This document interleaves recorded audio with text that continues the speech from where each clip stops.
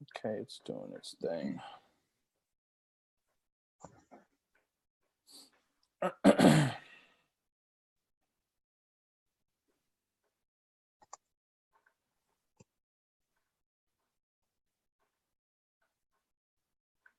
All right, and I think we are live. Let me just put down the volume here. Here we go. All right. We are live.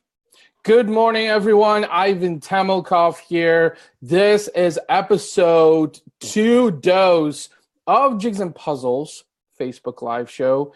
Thank you, everyone, for joining me. If this is your first time tuning in, the show is a lifestyle show about life, family, business, where we talk about how do we put the pieces to the puzzle. And today, I'm really excited to have my good friend, Jane Stewart, joining me. Jane, good morning. How are you? Good morning. I'm wonderful. It's cold, but I'm good. It's awesome. I know we were just chatting a few minutes ago about the weather, and it seems like we're kind of in the same latitude, is what it sounds like, in terms of, it's one day it's warm, one day it's cold, and it's like, I wish the weather will make up its mind, right? Yeah, cold is better. Let's face it, right? That's as far as, hey, it's winter, right? So yes. Let's keep it winter and push through it. But yeah, yes. Sorry. So for everyone that's tuning in for the first time, the reason I wanted to have Jane join me is because Jane is one of those people that has followed me on Facebook specifically for probably, 6 months, a year maybe at this point? I think consistently 6 months, definitely. Yeah, and YouTube. Yeah, absolutely. Right. I almost forgot. Thank you. My YouTube channel as well. Yeah. And this is precisely why I wanted to have Jane join me on the second episode, because in terms of consistency in social media, Jane has been one of those people that, she likes all my status updates, she engages, she comments, she takes interest. And I think with this noisy and saturated social media world that we live in, this digital world, it is so hard to depict clear communication. And having someone like you, Jane, I'm very thankful, first of all, for engaging and following me and taking interest in my content. So, for the people that are watching, let's start off with, tell us, what is your story? What's your background? How did you get to what you're doing today? Oh, boy. Well, my story is... Okay, I call myself a seniorpreneur, but that's all in joking. What I mean is, I worked in corporate. Yeah, well, it's Seniorpreneur. I love that. Whatever, right? Because this is a very. I'll get to my story. My story is that I worked in marketing and sales for collectively over 20 years. I worked for 2 big national in North America corporations in sales and marketing as a rep. And the last job I had was in training and marketing, and I did presentations and I dealt with the big box stores, but I burnt out. I was getting tired of myself. I was driving, it was half a province, which, to put it, if you're Canadian or if you can convert, it's about 120,000 kilometers a year I was driving. Wait, you physically drove 120 a year? 120,000. Oh my God. So how did you manage that? I mean, foot on the pedal, did you take breaks? Did you sleep? I hope you ate. I hope you rested, right? That's a lot of driving. It is. Because you could probably appreciate, the long, listen, it was, I did that for a very long time. And yes, I took breaks, and yes, it was exhausting. And that's part of why I decided that's just enough. Right. It's part of my wiring to know when I need to move on in order to serve myself better and the company that I was with. There's no sense me being burnt out. So it was a lot of driving. But what led me to becoming a better speaker is in the last job was I had to do it all day, every day. So I trained small groups to large groups. And that's my story, how I got from being I was a horrible a trainer and a public speaker. Like, Okay. I think Horrible trainer, good public speaker, bad public speaker. Well, I wasn't good at anything for a very long time. Okay. Yeah, it took a very, very long time for me to get better at what I do right now. But all of that stuff that went on, that's my story, is all of that crap that went on as far as the terrible presentations. People stayed because they liked me. Thank God. Yeah. But what it led to is this, which is I worked very hard. I took courses. I took feedback from my boss, who was particularly generous and kind to me. And that's where I am now. And I left that. I went into social media, doing it for brick and mortar. And I loved it. It was successful. But I wanted to serve myself and to tap into my passion, which was being on video and video live. Does that? Absolutely. Yeah, absolutely. And before we go any further, I know you shared your story. I want to give a few shout outs to some people here. We've got Rachel. Good morning, Rachel. We've got Jim also joining on here. Good morning, guys. Thank you so much for joining us this morning. So one thing that you mentioned, Jane, that I recently talked about, and this is something I'm a huge, huge proponent of, is this that, so you followed your passion, right? Which is what a lot of people are doing. I mean, we're seeing like the biggest wave of, let's call them entrepreneurs, solopreneurs, seniorpreneurs. I love that one, by the way. I might have to use that one somewhere. But it's one thing that you mentioned that was really interesting is that, so you have a passion, you want to do something, right? But how do you become good at it? Well, you become a practitioner, right? So in essence, that's what you were striving towards, is that you were taking courses, you were learning more material. And, the beauty about this digital world that we live in is that there's so much information. It's so accessible. It's at your fingertips, right? It's very, very cost efficient also. So you can become a practitioner at something very, very quickly. All you got to do is devote the time, the education. You obviously got to have enough practicality, right? So you took courses, you started, teaching yourself social media. How long have you been doing that right now? Well, social media, I did that for about 2 years for brick and mortar. And up front, I didn't know, with marketing, I was naive enough to think that all the marketing and sales and advertising I learned could translate to social media. The creativeness can't, but the implementing it and knowing how to, it can be complicated at the beginning.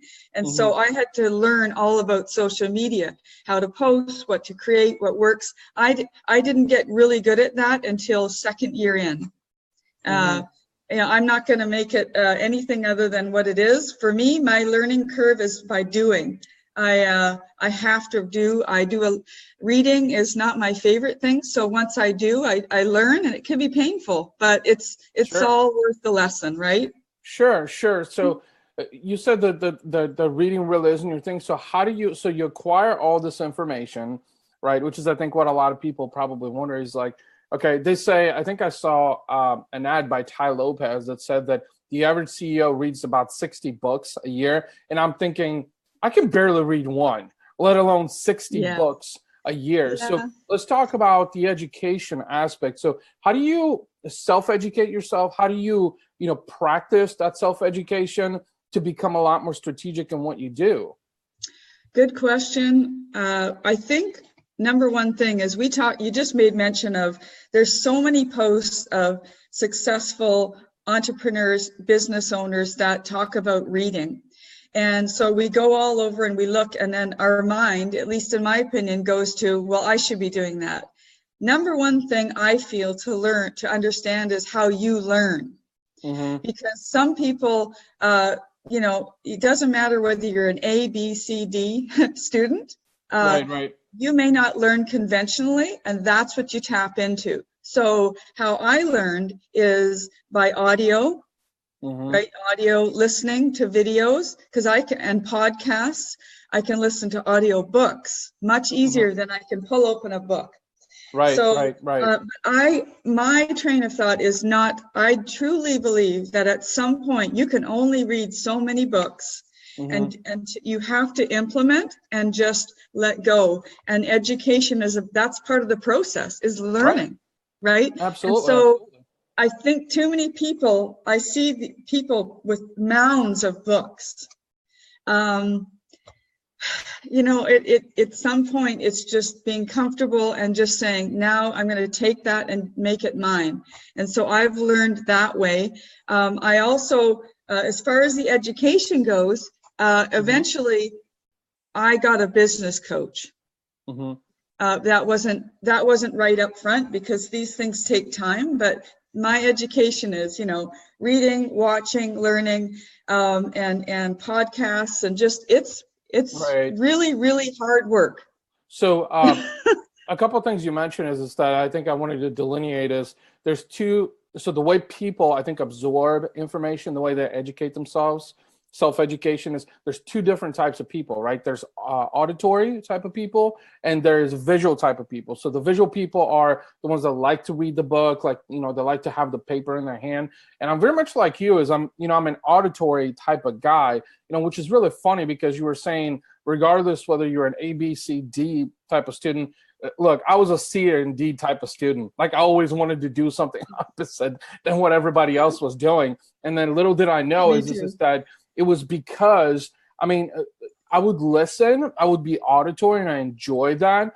But I would be auditory only enough to the point to where I would extract the right information. It's like when you're listening to a podcast, and, you know, this is something that I've acknowledged with my own podcast too, is just that, you know, I used to do these hour-long podcasts. And then I realized, who in their right mind has the attention span to listen to a podcast for 60 minutes? Like, you've got to be just a content dominator for someone to listen to your podcast for 60 minutes. So started truncating, and I realized that people only want to hear the right information.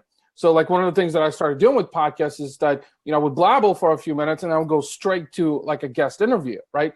Because that's where the meat and potatoes is the guest is the proponent, the advocate. They're the ones, like having you on the show now, you know, you sharing information in terms of how you're learning, how you're self-educating, what works for you and what doesn't. Because the reality of things is everyone learns differently, right? Some people like books, some people, you know, like audio, podcasts. Let's talk about, so, you know, you were sharing your background, like what you used to do. I want to kind of turn the page here for a second. You know, your background, you traveled over 120,000 kilometers. How did this change your life? Like, what was the transition like, going from, you know, you were doing sales and marketing, big companies, and then like you transitioning to following your passion? Like, what did that do for your lifestyle? How did that change your day-to-day? You know, what were some of the fears that you encountered? I want to know about some of the fears that you encountered. Well, first of all, following your passion, that sentence is easy to say. Executing it it takes a boatload of work, and it is a lot of fears. And the fear comes in different stages. But eventually you learn how to embrace it. So, you know, when I made that decision, I had a good income. It was very scary to leave a regular paycheck. Right. But in the end, my health, my physical and mental health, you know, you can't get that back. If I was continually doing it, and let's say I got tired driving and had an accident, I mean, you're rolling the dice on being on the road that long and not having something happen. So right. I felt that even and the timing was right for me. My son was done college. Everybody's different. Right. It's still scary no matter what. It is fearful. I'm scared a lot. But I think I've developed sort of getting through things better. It's all a work in progress. It doesn't get, the more responsibility you have in anything, there is fear that comes with it. It's what you do with it. And so, you know, I was terrified. I went from having great income to, you know, ground zero, basically. And, So that was a big adjustment as far as, okay, what am I going to do? You know, you're waking up. I was waking up going, oh my God, what have I done? But Right, I got right. over time, I did a lot of things right. And so that helps, and I can talk about that. So the fear is there. I spoke about it yesterday in a video I did about fear. Yeah. Right? I want to talk about that all the time, because what comes with an entrepreneur is a level of, it can be pretty high and low, right? So that Right, fear right. moves you all over. Does that answer your question? Well, yeah, absolutely. And there were a couple points I wanted to touch upon. So if you Google the definition of what is an entrepreneur, right, is it's a person who organizes and operates a business or businesses, taking on greater than normal financial risks in order to do so. So the reason I asked the question and was curious in your response is because there's a couple things. A lot of people that go from, like myself too, is go from the 9 to 5, you've got a steady paycheck, right? And then they realize, well, okay, I want to follow my passion, but how do I feel about stepping outside of the comfort zone, right? And that comfort, like you live in literally, I mean, I think that the world that we live in is mediocre in the sense that we have created this bubble that we live in. Like, okay, you go to school, you get a degree, you get a job, you work 9 to 5, stash some money away, hopefully for retirement, and boom, that's life, right? Maybe you have some kids and, have the house and the picket fence. And some people talk about, the American dream, if that still exists, type of thing. But that's not the day and age that we live in. That's unrealistic. So I think that's where, and some of the facts that I want to share in regards to that is just that I think Grant Cardone even talked about this recently, is that 76% of Americans live paycheck to paycheck. So if you're living paycheck to paycheck, 76%, now 76% of over 300 million, roughly, that's a huge number of people that are living paycheck to paycheck. So the reason I asked you the question, and there was actually a saying that I saw on Facebook earlier this morning. Someone said that if you decide to jump, your wings will open. And I'm thinking, I'm like, wait, I don't know if I can necessarily fly. I don't have any wings, but like I get the analogy behind it, right? Is that if you jump, hopefully you'll fly, right? Yes. The point is that I'm trying to make is just that so many people are stuck in the comfort zone, and what they don't realize is that anyone that has ever changed the world, we're talking about successful entrepreneurs, business owners, the likes of Grant Cardone or Gary Vaynerchuk or Sir Richard Branson or Elon Musk or Steve Jobs, Bill Gates, and the list goes on and on and on, is that they have been unorthodox. And that's the one thing that I realized you were talking about earlier, is that when you said regardless of whether or not you're an A, B, C, D student, I'm like, I was a D student because I was unorthodox and my parents wanted me to be orthodox, so there was a reason for a long period of time. Jane, like, it was interesting. You posted that weird photo on your Facebook earlier today, and like, it got me thinking, I'm like, oh my God, if I post a photo of me from like circa when I was like, my early teens, I seriously might frighten some people on Facebook. Like literally. I was the kid with long hair, big glasses. My hair looked like Dampy because I just had long hair, right? And I was this kid that was like, interpreted as like an alien, because that was a time when I immigrated here to the United States. So to bring this back full circle is that I am happy to be unorthodox. I want you to be unorthodox. I want you to be as weird as possible. And this is kind of cliche because it's coming from someone like me who, for the longest time, couldn't really embrace the unorthodox approach, because we live in a world that does not accept you if you're unorthodox. They look at you differently. You're an outsider, Absolutely. And to be accepted, a lot of people want you to play within a clique, right? That was the biggest thing in high school when I remember, is that you have the cool kids, you have the football players, and you have the cheerleaders, and so on and so forth. These were all cliques, right? And here's this kid with long hair, big glasses comes in, right? And it's like, who the hell is this guy, right? Everybody's looking at me like, who dropped them off at the front door of the high school, right? Type of thing. So it's important to be weird. It's important to be unorthodox. And in this saturated, noisy social world that we live in, that is what separates you. That is what people look for. So I'm glad that you talked about, and that's why I asked you the question about, how did it change your life? Because, a lot of people develop a sense of discomfort when they go from a steady income, consistent cash flow to following their passion and wondering, when is the next, payment going to come in, right? And you're sitting here wondering, like, because the reality of things, everybody has responsibilities. So the reason I also asked this question is that it was important to delineate the difference between the doers and the talkers, because there's a lot of those in this entrepreneurial world. Right? A lot of people say, "Oh, I'm an entrepreneur, and I'm working on building my business."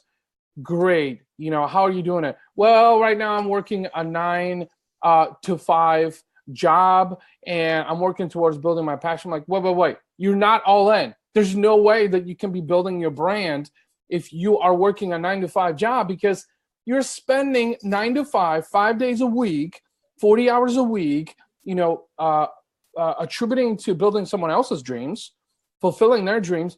And then you're doing it maybe in the after hours, like, the 7 to 2 or 7 to midnight, or however hours you spend. There's no way. And this is why I think I disagree with guys like, Gary Vee was even talking about this. He said, how do you determine going from a 9 to 5 to becoming a full-time entrepreneur?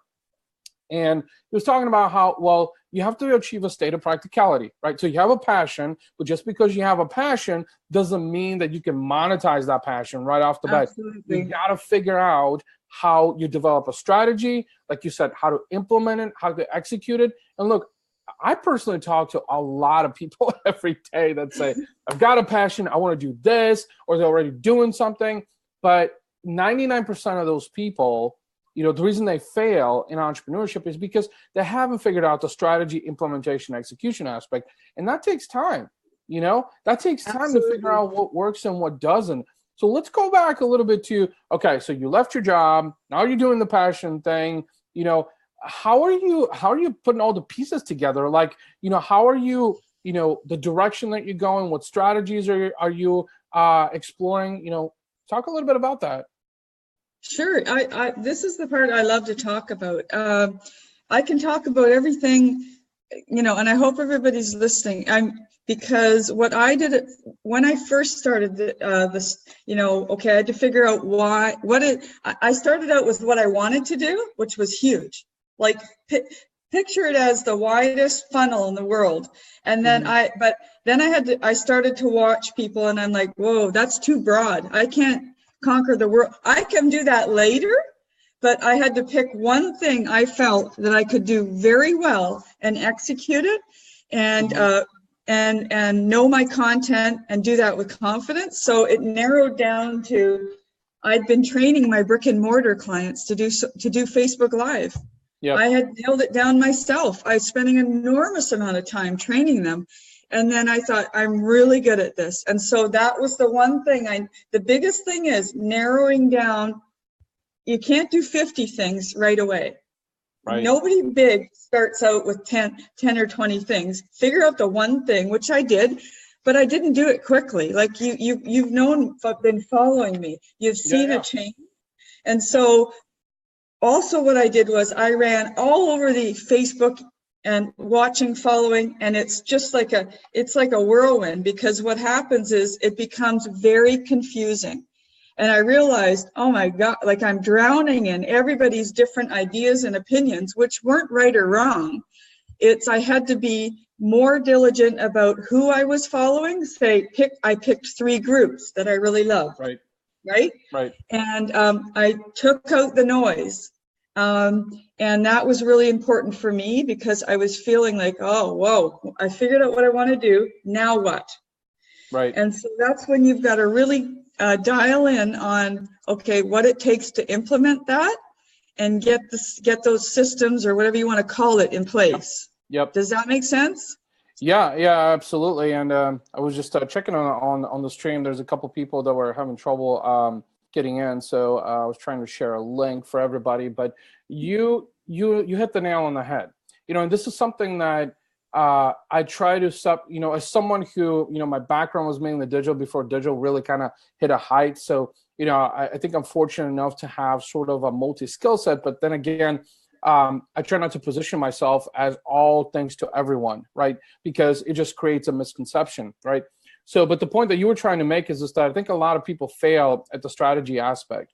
Right? It's like they have the passion, they have the commitment, and like you said, is just that you were doing Facebook Live, but you hadn't mastered it. Like you were doing it, and you started doing it more often, and that's when you started seeing a shift, right? Because you were achieving a state of practicality. You were becoming better at it, and that's what makes you a practitioner. That's what makes you best at what you do. Because look, there's a sea of Facebook Live strategists out there, but I think that the delineation between someone who started yesterday and someone like you who's been doing it for a long period of time is experience. It's practicality, knowing Absolutely. what works, what doesn't, regardless of what industry you're trying to tackle or the type of audience that you're trying to speak to. And look, live video is like the hottest thing since sliced bread right now.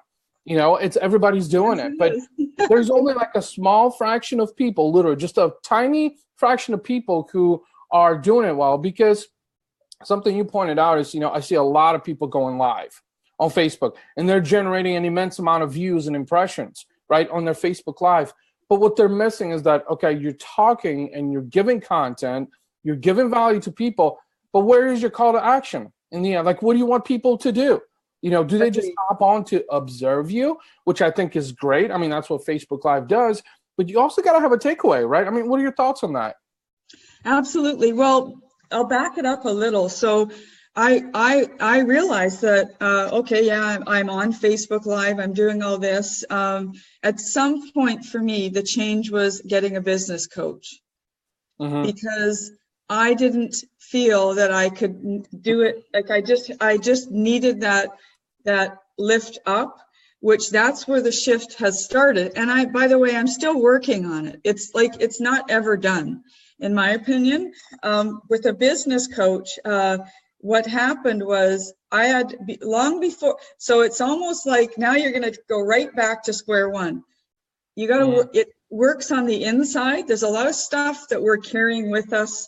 What makes us not want to be successful? All the stuff from the past, you work on it as with a business coach. You just don't fly into lead pages and building a website. Let me ask you something. You were talking about business coaches. I just wanted to interject there for a second, because that's a really good point that you made. But how did you know? Because look, business coaches is like, digital marketers nowadays. It's like they're everywhere, literally. Yes, so how did you know? And this is, I think, probably one of the main challenges, including for someone like me, for many people, is that how do you find a reputable business coach? And maybe I should interchange the word reputable, experienced. Because in the reality of things is, how could you take advice from someone who hasn't done what you're striving towards and have them lead you down that route? So how did you know that the business coach that you reached out to, that they were seasoned, and that how did you develop the trust, I guess, is really the big question. That's a really good question. First of all, everything that I've done has come through hard work.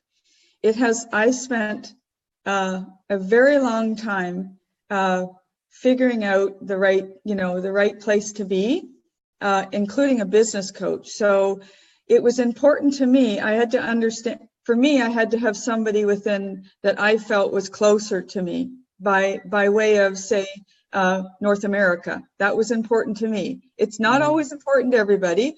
How it happened was, I'm going to take it back to mindset, because you couldn't have talked to me about this 5 years ago, but a lot of my mindset was, I would talk to myself. I would do affirmations that, okay, this is what I want to happen.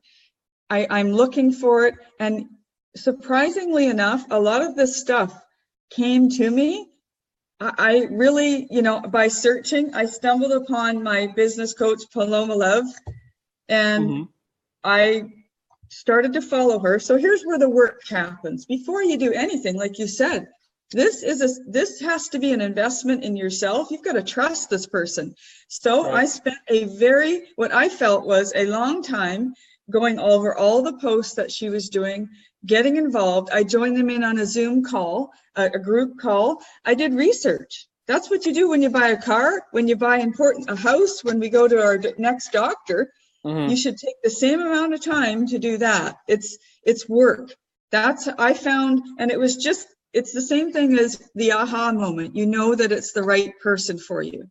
It's research. It's talking to the people that they're working with, because they're open about it typically. Experience is necessary. Sometimes it's not all about age either.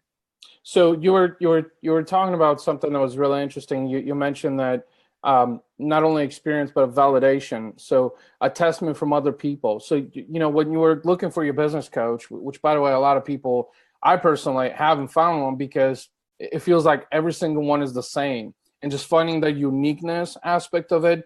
And I guess for the synergy, right, is it's like where that spark happens right off the bat is very difficult to accomplish. And sometimes, an extensive amount of time passes before you find a good business coach. So that's why I was wanting to ask you, how did you come about in finding your business coach? Because I think a lot of people, entrepreneurs, don't understand they have a need for a business coach, especially if you're a brand new entrepreneur. Like if this is your first rodeo, especially, is you need to have someone who can help you develop that roadmap, right? But the challenge is that how do you find that right person that sees your vision? I think is really the biggest question is how do they see your dream? Can they see your vision? And can they say, okay, in 0 to 5 years, here's where I think you can be if you follow A, B, C, D, right? Or here's the plan and here's what you need to do. So, that was good that you shared, because I think a lot of people struggle with business coaches. There's a lot of those people out there, and, some are really good and others are just, I think, smoke and mirrors, honestly. Well, yeah, I agree. I think look, there's no guarantees in life. We are going to make decisions based, even some courses we take we think they're valuable, they're not. It's dusting yourself off and then restarting. If it didn't, yes, it can cost you time and money, but there's no business in the world where they haven't had to dust themselves off and push restart. So you got to get yourself in the mindset too, which is that finding the right business coach. Take your time, because what's the rush? Running your business, having it operational and up and running will not happen overnight. It takes a good year. That's my opinion, or more. But by getting that right coach, you just know. It's the same thing when you met the love of your life, or you meet a friend that you think, wow, this is the right fit for me. There's a feeling. Right. And that comes with just having conversations too. So for me, it's been an absolute, because she's also a mentor and phenomenal, but that's a good fit for me. And I wanted a woman. Yeah. Well, you mentioned a few things is that we all have preferences, and you said, so a few points. You said it's just like finding your significant other, right? It just takes time, right? And sometimes, it might be little time, or sometimes it might seem like years go by until you find the right business coach. And I think that in this day and age, this digital age, is just that I think a lot of entrepreneurs, especially first rodeo entrepreneurs, want that instant gratification to find a business coach right off the bat, which I see the importance of it. But the problem with that is how do you find the right business coach? Someone that, because this is someone that you're trusting with, right? This is someone you entrust with everything you do, all your decision making, right? Everything that you decide, all your actions, all your execution elements, and making sure that this person, is by your side and supports you in what you do. Because I think encouragement is a huge part of that, right? I mean, you said you picked a woman to be your coach, and not to single out women by any means, but, you found that person because you developed that synergy with them, right? And it seemed like you did. So I think that's really where a lot of people struggle. So what is Jane doing today? What are you working towards today with your business coach? And what are your goals? I mean, do you have any goals for 2018? Okay. Well, what am I working with right now? What I'm doing right now is getting my content calendar organized and executed in a manner that saves me time, but is enjoyable. So for me, that's a big endeavor because I'm very creative. Putting it all up on writing is a discipline for me. So that's what I'm working on right now. I'm working on guests. I'm working on building a course. And I'm also, my goal is I do one-on-one coach with styling your Facebook Live. So we make it unique to your brand. We style it, but there's so much more because in that process, we work one-on-one together through, I would call it's sort of like a giant report card. So I do like an overview and walk you through everything we start from the inside because your confidence and your skill comes from what's going on in your brain and whatnot. So that's about a 6-week process. What my goal is for 2018 is to really take off with my one-on-one coaching, to have 2 or 3 clients a month and continue to be a guest, to talk on shows because I absolutely love it. I do. I want to share and I want to help people. So a couple more shout outs I wanted to send out. So Veronica, thanks for joining. Good morning, Veronica. We also have Rachel also hanging with us. Jim also hanging with us. So you made some very interesting points here. So, I think, so we're talking about Facebook Live, right? And we're talking about your passion. We're talking about, life and family. How have the dynamics of your family life changed from going from, Jane commuting 120,000 kilometers a year to probably barely seeing your family, right? Or very little, except maybe around the holidays, to being a solopreneur. How has that changed the dynamics? Are there some pros, cons that you're seeing? Well, there's no book that's going to tell you how to do it. I think you can understand that. You're doing it. You have right now your family, your child is very young, but regardless, there's nothing, even if you listen to other people, you just got to sort of work this out within your family unit. And I know that I'm going to say his name, Gary Vaynerchuk, had a similar question. This was about a year ago. He said, it doesn't matter what your PTA is doing or your sister says or your mother, your brother, within your family unit is what works best for you. Because people are saying, oh, I can't believe you're a new entrepreneur, you're working 7 days a week. But if it's an agreement that you and your spouse have that's working, that's all that matters. Yeah. I'm not saying you don't strive towards sanity, but so I have a 20-year-old, so it's a little bit different because he's independent, but my husband has his own business. How it affects us is that it's been stressful on me. It's been difficult for me to ask for help when I'm feeling fearful. That's something that's on me, not them. They're behind me. They sometimes just don't know what to do. My husband's business is well established since he was 19. We're in our 50s, so it's a different drum that beats. So it's got to be. I would say I've had a lot of fails, a lot of wins. I'm getting better at saying, hey, I need some help here. I've had a really crappy day, X, Y, Z. Yep.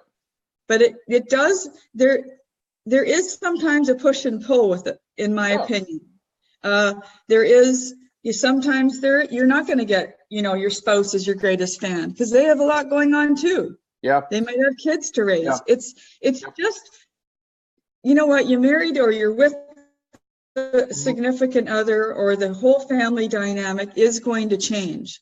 But with the work, you'll come out on the other side with what you need. It's just pushing through, right? That's my opinion. Yeah. So you mentioned a couple of things that I wanted to expand upon. So you were talking about family, significant other is, first of all, support is a big thing. As someone who's married for a second time, my first spouse didn't support me. It was every day getting up and it's like, you're a failure, whatever you put, there was just lack of support. The dynamic wasn't there. Now, with my second wife, like you said, is the dynamics of the family life will change. And the real challenge is that how that morphs, right, is whether or not, family is able to transition, whether or not family is able to adapt. That's really the key here. And the reason I asked you about the family aspect of this is because I'm going to be honest with you, I know very little entrepreneurs who, have gone from maybe working a full-time job or maybe first, second, third entrepreneurial gig without having all kinds of family repercussions, because that dynamics change. For instance, some of the conversations I have with my spouse is that, there's days where I have to work at night to really catch up on time. Like yesterday, I had 3 meetings, and my 6 hours, 7, 8 hour span that I'm typically grinding and doing work, was non-existent. So now I had to make up all that time in the evening and do work, to the point to where, I was literally falling asleep on my screen, and I'm like, you know what, I got to get some rest, So those are the changing dynamics. And I think that's what a lot of people don't understand. And, the explanation that I give to my spouse is, in that regard is, because her question is constantly, well, why do you work so late, right? Well, why are you, because she works a full-time job, right? I mean, she does the 9 to 5, comes home, tired and all that. And I have to explain to her that, look, this is not always going to be forever. You have to put in the work, and all I'm asking is for you to understand and support me in that, because there will come a time, this was one of the reasons why I got into entrepreneurship, is because I wanted flexibility. I wanted more time with my family. I didn't want to be the father who, soon to have 2 kids, to be running around like a chicken with his head cut off, because I have to get up early enough, get the kids ready for daycare and all this, and then get to the office. I wanted the flexibility. I wanted the lifestyle. So I'm much more of a lifestyle entrepreneur, which I think a lot of entrepreneurs are. They're lifestyle entrepreneurs, because think about it. If you're a lifestyle entrepreneur, you get to dictate your cash flow, right? I mean, it's flexible, and then you get to hopefully develop consistency. You get to dictate your own hours, your own boss, right? You're building your own brand. You're following your dreams, right? So that's why I wanted to ask about the family dynamics, because I also know a lot of entrepreneurs, that, go through divorces because, their significant other just don't resonate with them. And that's okay. I think it's a matter of realizing what's important to you, family, there's no guarantee that I think most people I know, even myself, it isn't perfect. It's not easy on everybody. It's right. You just have to decide to be, what you promised yourself, which was to keep going. You know what, if you revisit the communication, because that's going to reflect in your business as well. So it's not easy. It will change your family dynamic. There is hope. I always say to people, if it's a complete mess, then step outside and get help from somebody else to kind of help you navigate. There's no harm in that. And what also changes, I don't know if you were going to mention this, is not only family, but your family, your sisters, brothers, aunts, uncles, and your friends. When you become, or you do this entrepreneur thing, I've noticed a significant shift in friendships and family, and absolutely what I've had to adjust to, so that's important too. Well, you mentioned friendships, so it's not just friendships; it's relationships. I think, So, prime example. I'm glad you brought this up too, is because when you make that shift, like you and I have, is this that you have on one side, former family, friends, colleagues that just don't see it, literally. They just don't, and the reality of that is, deep inside, they have their own passions. They're just unwilling. Everyone has a passion. Everyone has something that they want to do, right? They don't always want to be stuck in a job, which statistically over 60% of Americans hate their jobs. They just do it because you got to pay the mortgage, you got to pay the car payment, and they want to do it on time. And that's what they've been taught in their generation. So on one side, you have people who are in disbelief. And then on the other side, what a lot of new entrepreneurs especially don't realize is that you need to surround yourself with people who inspire and motivate you. Go after people who are successful, people who have built businesses, people who are wealthy, people who wealthy in the sense that not just monetary, they got money in the bank. Because at the end of the day, I think every entrepreneur wonders about how much money is in the bank, right? And look, that matters, but that's not going to bring you happiness. What's going to bring you happiness is to do what you love doing every day for the rest of your life. Because if you end up doing that, there won't be a single day in your life that feels like you're doing work, And this is, I think the big thing I've noticed, and I'm not the first to say this, but I definitely experienced it, was stop waiting for permission from everybody. Like, don't stand, like, if you can visualize your whole family and friends all lined up, I do visual against a wall, and you standing in front of them for them to raise their hands that you're good and okay, that don't wait for permission from people, because there's a lot that goes into why they're not doing it. You can't peel away every reason why. It's really your energy. Don't give that away. I learned that no more waiting for permission or the check mark or congratulations, you're awesome.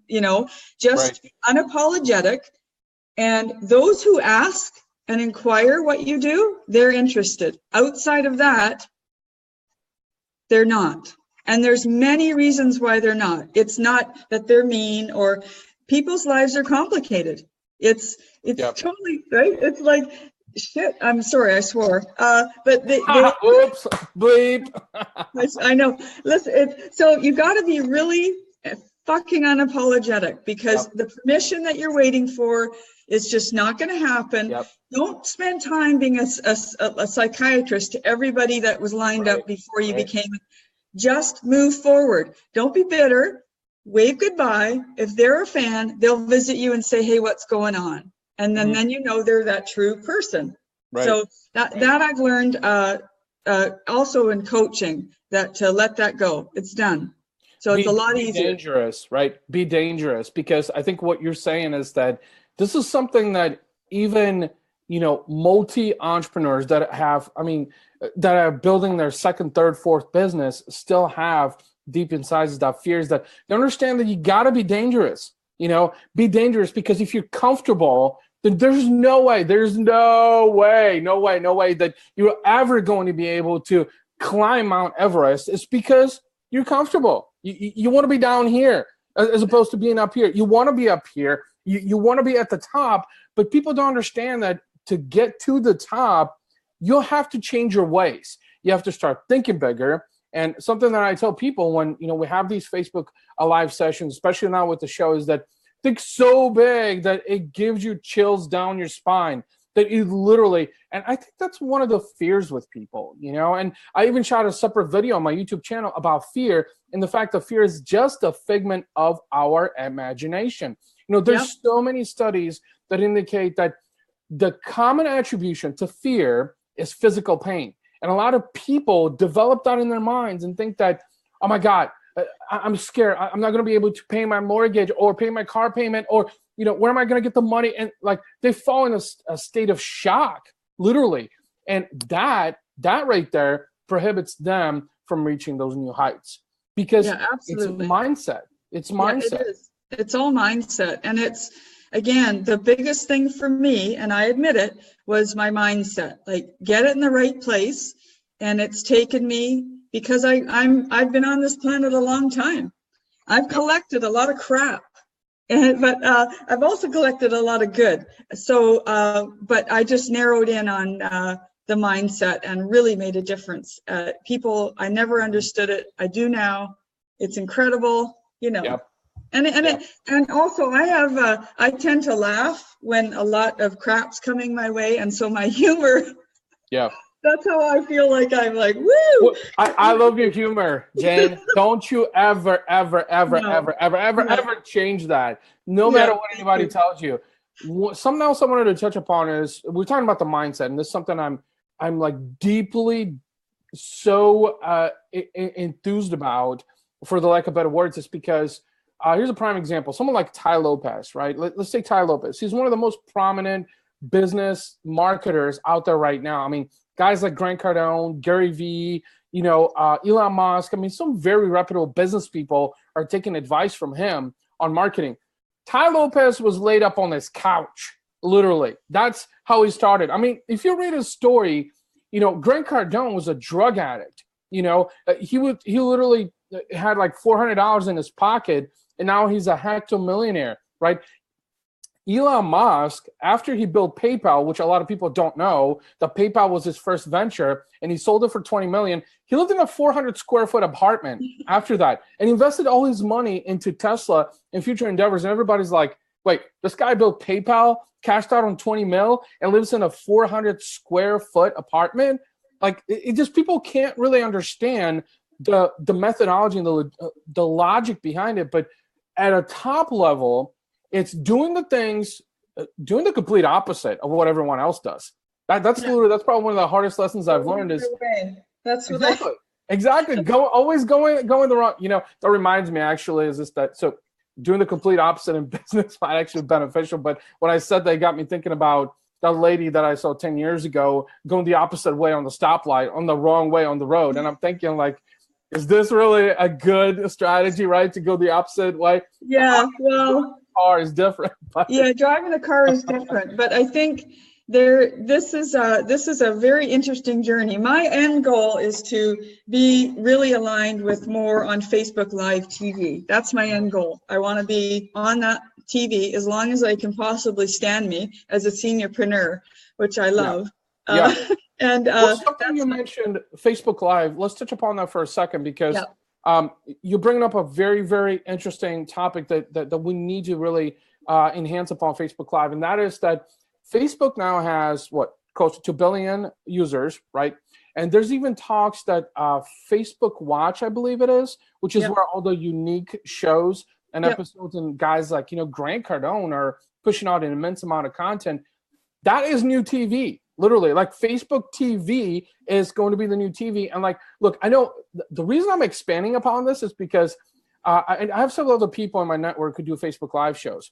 And a lot of them say, well, I want to build up to being like a talk show host. And I'm like, whoa, have you not woken up? You're on Facebook Live. You are a talk show host. Absolutely. You don't have to go to a traditional medium, which, by the way, traditional TV, terrestrial TV, has much lesser, not even a fraction, not even a third of the circulation numbers as to what Facebook Live does. I mean, look at Fox, NBC, CBS, ABC. What are they doing right now? They are streaming on Facebook Live because they can reach more people in a quicker time span. And I think a lot of people don't understand. I mean, this right here has transformed the way that we live, not just the way we do business, the way we communicate. I mean, for instance, we were talking about social media here is that one thing I was explaining to a client of mine yesterday is that you do realize that regardless what generation you're in, whether you're a baby boomer or a Gen Z or you're a millennial, this right here, there's one main reason why people use this, right? It's called accessibility. Yep. We tap into information and communication quicker by having this. It's not to call someone, it's to text or send a social message. And I think that's the differentiation that we need to establish. This is why, I wanted to encapsulate the Jigs and Puzzles show around lifestyle, because whether we're talking about marketing or social media or business, it's all intricate within our lives. I mean, social is an integral component of how we engage today. And it's important. Yeah, it is. I think, and because it's easy and accessible, that's where with doing video. So even if I took the live out of it, if you're going to do video, right? And because it's from the phone, and the technology is going to get even better, right? Like let's face it. The importance of how you do it is entirely different than how you do it if you're famous. And that's my, it's really important. That's why I love it so much is the famous people can do anything they want with their phone. You see, so we're talking about famous people. So what's his name? John Lear, I believe, the CEO of T-Mobile. Did you hear the recent story? So he attended an AT&T private party because there was a band that was playing there. And this was like a huge Twitter fiasco. And he got kicked out of the party because he was simply there as an attendant. So like, it makes me think like, AT&T, is that a good move? Like, I mean, the guy was just that he was wearing his pink shirt, which, by the way, I don't have a pink shirt, but just to demonstrate, he was wearing his pink shirt because he's a magenta type of magenta wearing CEO, right? But the point is that the guy wasn't there to promote T-Mobile. I mean, he represents the brand, but I think AT&T misinterpreted it, and it just makes me think, that was just a poor move. I mean, that's a social media fiasco that just emerged, and now they got to get their HR and PR department. But it shows you never done learning, even if you're big, small, or medium, right? It's what they do with that now that matters, right? It's what everybody does with the fiasco or the Facebook Live mess up. And I talked about it yesterday. You can call it technical problems, or you can just call it problems while you're doing live, or your intentions. It's what you do with it. That's that's the winners and the losers. That's what I think. The losers take it in a bad way. The winners, you know what? They make a public apology and they do something that they know is magical. They have the people to hire, so they have magical departments that make things better. Facebook Live is just so important to do it right. Any platform where it's live, it's the going live without the right tools.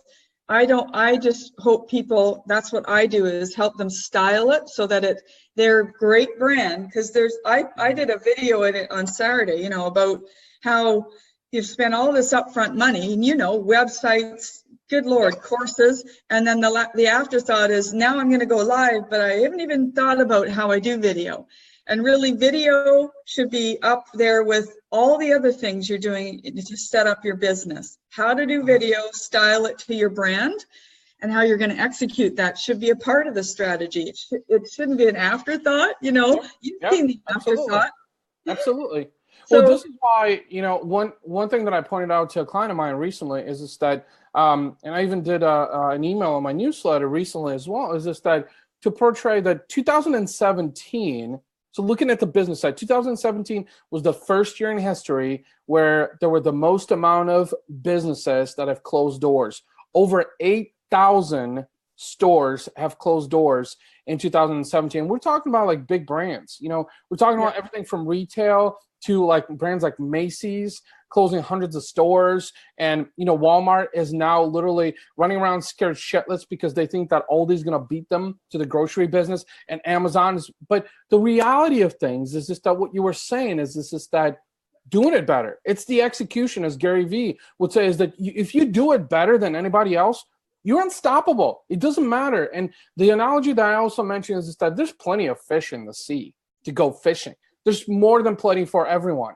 And where I think people like you, that I think you're really going to advance in your Facebook Live game and become dominant and become the go-to authority for Facebook Live, is because you invest the time, you learn, you're relevant, and you achieve a state of practicality.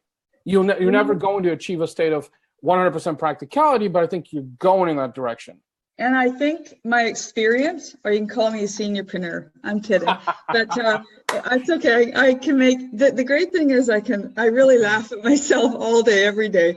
The whole thing with the big takeaway for me is all my experience is so valuable, because I'm much more in tune to, okay, I need to change or move direction again. I also have my experience. I have a very, it's just something that has been learned over 20 years of how to build relationships.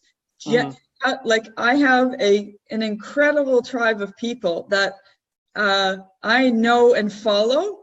And and building that, see, that's what people don't know, is that find like-minded people, but you've got to build and follow with their relationships, and you have to give a shit about it.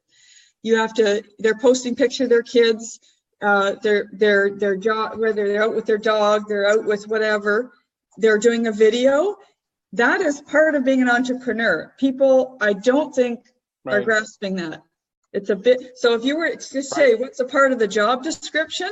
Building the relationships, because that expands people who know you more, and doing it in a genuine way, which means 1 hour a day. That's what I do.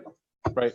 Care is the best business and marketing tactic that anyone can use. And this is why I'm sharing this, is because as part of my brand and my startup and my digital consultancy, is that's the one thing that I push. So you were talking about strategy. Big advocate for that. You got to have it. You can't just throw shit up on the wall and hope it sticks, because that's what a lot of companies does.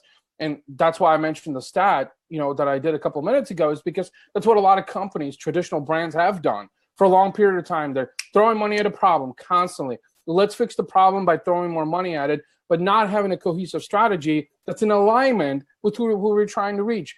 And then you were talking about care is like, I could literally go endlessly about this. Is just that, for instance, social media. We're talking about social media, life, family, and business, and how it all comes together.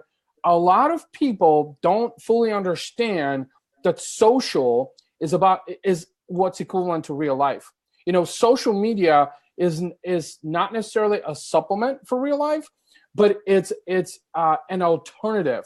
So what you post on social media, the way you act, your message, that is a true indication of who you are as a person. So people interpret you in a way that based on your messaging, and you have to truly care. Like you said, when you're doing business, you got to really care. So what you do share, to take the time, and this is something that, working with a sales individual currently, that he mentioned to me that, look, the difference between the $500 guy and the $25,000 guy, you're going to be in between, but you're also going to be the guy that is accessible, the one that cares, and that you do the work and you communicate, right? Yeah. I mean, it's all these little things, as someone who spent 11 years in boutique agencies, I mean, I saw this every day. This was the same problem, like, a good dog and pony show, good fluff, get the contract, get paid 50%, and then 3 months later, crickets, right? Like there's nothing that has ever happened. So, and I think the problem with that is that someone recently mentioned to me is that, look, Ivan, I'm so tired of all these digital marketers because you're all trying to sell me something. I'm like, yeah, everybody else is ruining it for me because everybody else is, making you empty promises. And look, I don't think it's everybody, but a vast majority of marketers do that. That's the reality of it, is making these empty promises and then also over-promising and under-delivering. Absolutely. You just brought something up. Like in my personal message, because you expand who you get to know, and what I have found, I think people have to wake up. And this is the black and white of me. I'm very empathetic and humble, but I really urge everybody to stop asking why it's not happening for them and why it's happening for other people. It isn't by luck. I hear comments about how my group isn't growing or this and that, but they're not even. You don't have to have a business coach to take action and to do some research. You can build your business. Right. And I know people that have pages, and it's hard work. My page isn't massive yet, but the point is that instead of coming to the plate with the problem, my old boss used to say, come to the plate with the solutions. Come with 3, nail it with 1. And so we can find problems in everything. I see that a lot in entrepreneurs, like you said, out of the gate, and then like, wow, I'm going to just sit back. I'm feeling sorry for myself today. Right. And then they take to social media, and you can really see it in their posts, and you can see it on their page. And so, you know what? It's a get off your ass and cook the dinner, so to speak. Yeah. You nailed it. I mean, this is precisely why. You brought a very interesting thought. I wanted to exemplify this, is that several years ago, oh my God, it's probably been 6 or 7 years ago, I used to work for an agency at the time. And I was their first head of digital, someone that was responsible for building the digital service offering. And I had, I guess, a direct report, call it upper management, and one thing that he told me that I used to tell everyone ever since then is that he would say, well, Ivan, I absorb the same amount of information that you do from the same sources, right? So essentially, I must be as good of a practitioner as you are. I'm sitting here, I'm like, dude, you're being delusional. Like, how could you possibly take the information from the same sources and implement and execute them in the same way that I do? There's no way to do it. And the reason he was saying that is just because I think he was trying to cover his insecurities in knowing that he wasn't as dominant, he wasn't as educated. So the point I'm trying to make is that you may absorb information from the same sources and emulate other people, but at the end of the day is you're never going to be able to duplicate other people. Like the saying is, always emulated, never duplicated. I don't think you can ever duplicate anyone. And I think the digital world that we live in, and life and family and business, how it all encapsulates together. I think a lot of people are in that mindset, especially entrepreneurs think that, well, I can duplicate someone else. I can duplicate a Ty Lopez, or I can duplicate a Grant Cardone, or I can duplicate a Gary Vee. It's not going to happen. Or anyone else that has been successful. It's just you've got to carve out what you are. And that's where if you're that, there's a lot of posts lately, and there was a talk this morning about getting unstuck. And that's what I was. I was stuck. So at some point, if you're dug in deep and kind of stuck, that's when you look to other resources, like maybe a business coach or a course. It's defined on what you've nailed it down on. This is a lot of work. I'm just at the beginning. I'll never end, but I'm in the real thick, hard part of it. It's hard. It's there's I'm not going to paint a pretty picture, but I'm having the time of my life, if that makes sense. Absolutely. You have to. I mean, you have to appreciate and enjoy the journey, and whatever life or family or business throws your way, that makes it worthwhile, in the end, because when you reflect back and look at the journey that you've taken, it makes the experience, it makes the outcome a lot more interesting. It's seeing where you started out, and and everyone has their share of struggles. I mean, I've got some videos that I'm yet to release that, a lot of people look at me and I'm like, well, Ivan, this is your third rodeo now. This is 2 years that you're into your third rodeo. And it seems like things are going well in your business. I'm like, no, you're seeing things on the surface. I haven't even told you the shit I had to go through last year. And, I got a family, I've got a wife, I've got a young son, I've got a daughter on the way. And a lot of people are very presumptuous, and they think that they look at everything. It's like Titanic. They didn't see the iceberg until they hit the iceberg. So they never look underneath the surface. So I tell people, I'm like, you don't think I had financial struggles? You don't think I had issues? You don't think that, I went through days where I felt like I was completely discouraged, and I wondered if this was the right path for me. Oh yeah, I have it every day, but I have two choices: is be a skeptic or be an optimist. So I chose to be an optimist, to be positive and do things that I think are going to move the needle, and do things, give value to people, because that's how it's going to happen. So I think a lot of people look at, oh, he's an entrepreneur, and he's got a business and blah, blah, blah, and all of this. Things must be going very well. No, they're not.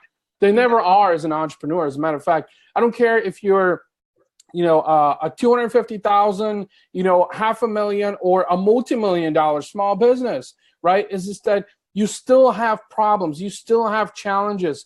You still have repercussions. They just get bigger.